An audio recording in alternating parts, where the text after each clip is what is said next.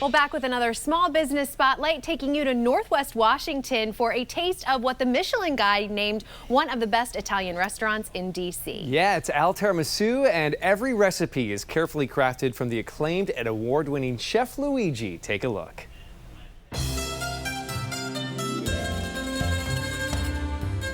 We are with Chef Luigi right now at Al Tiramisu on P Street in DuPont Circle. It's been here for 26 years, almost 27 years. Correct. And the real challenge of this segment is going to be to not eat this until the end as we sit in front of this freshly made pasta and ravioli. Which I don't know you, but I'm starving now that I see I'm going to start it. It is so good. We were in the kitchen earlier watching you work. You let me work a little bit as well. But first of all, I think I'm going to give you an application. You're good. On okay, that. good. Yeah. Hey, if I get to eat like this every day, I'm in. Tell us how it all got started in 27 years. 27 years. In DC, this was the only time in my career who I didn't decide to come over here, but they were looking for me. They had to change a menu to, at the time, an Italian restaurant. I was not convinced. Then 6 months later, I took a decision. I was supposed to come for 3 months, and here I am, 32 years later, wow, making caciocavallo ravioli. Oh, I love it. Your ravioli is extra special, and it has to do with this cheese right here, but this takes us all the way back to your childhood. That's correct, yes. I grew up in the mountain in Basilicata, Macilimiere. This was the area that I grew up. Before I was 20, we used to buy only sugar, salt, and coffee. Everything else we were making. Wow. And so the cheese that is in this ravioli, what makes it so special? The caciocavallo cheese is one of the top 5 most expensive cheese in the world. Well, we're going to talk a little bit more about this because we were in the kitchen making it. So take me through the process. The deep-fried sage. The deep-fried sage, as you saw in the kitchen, we saute with butter, a little bit of cheese. It can be Parmigiano, it can be aged caciocavallo. If you don't find the aged caciocavallo, it's also good with the Parmigiano.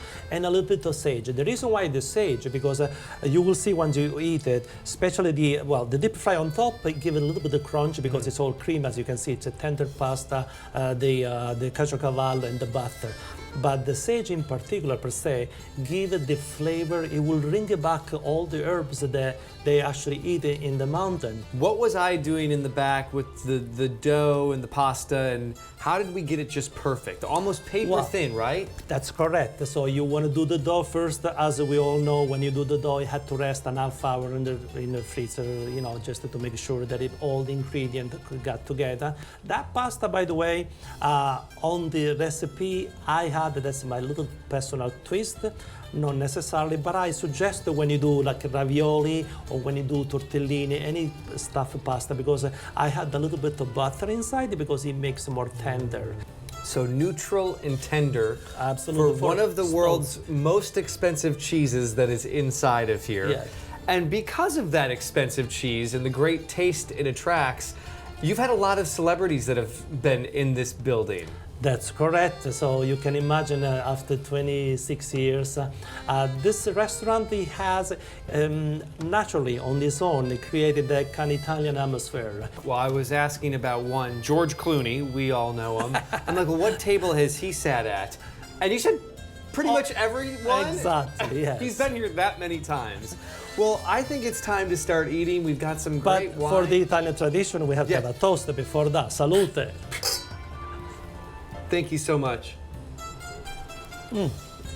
Since we do the terroir, this wine is from Basilicata, the Aglianico, the main grape. It goes perfectly with this one. Congratulations. Grazie. 27 more years. And another 200 to go. How about that? Fine. Let's dig in. Yes.